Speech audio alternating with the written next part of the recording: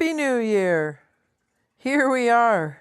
It's January 1st, 1972. The calendar turns, but the separation doesn't change. There are no fresh starts here. It's just another day of waiting. My parents don't write about resolutions or champagne or midnight kisses. They write about getting through the day, about football games that hurt too much to even put the scores on paper, about swollen fingers, exhaustion, and pretending to be okay when you're not really okay. This is the first day of 1972, and it doesn't arrive with celebration. It arrives the same way 1971 ended, with honesty, endurance, and love written down on paper. Here's the first letter of the year in 1972, written from my mom to my dad. Hi, little chickie. I want to say Happy New Year. I'll be glad when I can say that in person, followed with a great big hug and kiss. Boy, that will be so great. I love you, darling. How was your first day of our year? As happy as possible, under the shitty circumstances? As for mine, not bad, but not good either. I'm trying so hard to be the little Miss Vivacious in these last few uncomfortable stages. I'm wearing a smile on the outside, but inside an ache and a hurt for missing my hubby. I was up early. I washed my hair. I went to Paul and Becca's for breakfast. Jack, Barbara, Becca's sister, Jeanette, Bill, and myself had a community breakfast. Afterwards, we watched the Sugar Bowl. Auburn looked horrible. Then we all met Jan, Buck, Dixie, David, and Alicia out at Joan Krasinski's for the Rose Bowl and the Orange Bowl. You talk about a sad, sad group. Well, we were so low, we couldn't climb a stepladder and shake hands with a snake. Bama had their head in the ass. I know you've heard the score by now. I can't even bring myself to put the numbers on paper. Oh, honey, it was worse than the Auburn-Bama game. It was so bad, we couldn't even get high. Our adrenaline and metabolism was so high. Huh. Well, we had roast and ham sandwiches out there. And again, everyone mentioned you, and especially missed you, and especially most of all your wife. I love you so much. You know what? Joy was so funny.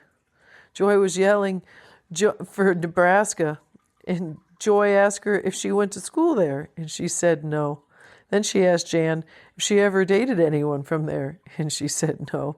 Then she said, "You mean to tell me you're pulling for a team you never even had a fuck from?" Well, Joni never said another thing about Nebraska, and it was funny.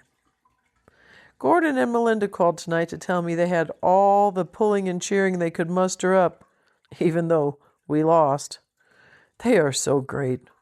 I am going to be so lost with them gone, and now Paul and Becca going. I'm just thankful I had them as much and as long as I have had without you being here.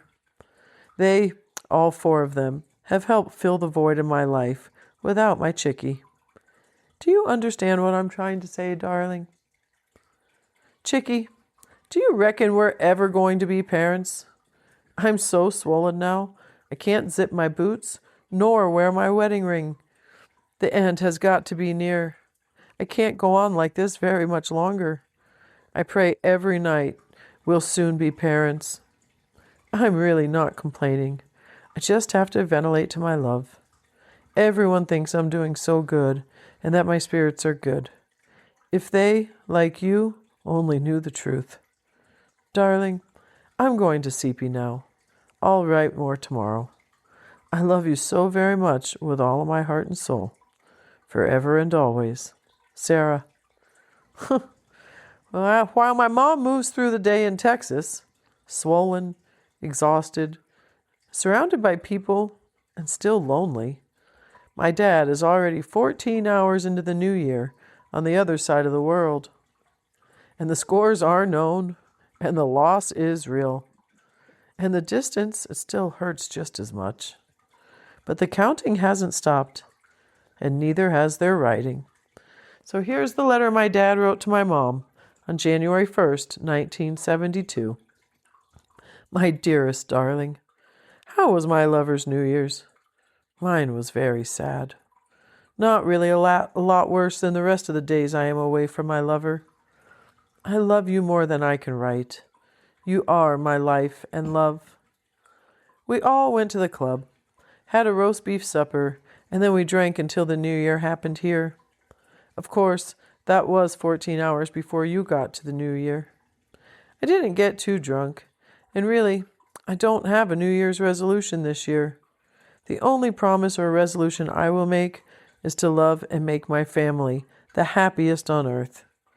We have to love, and we have come so far.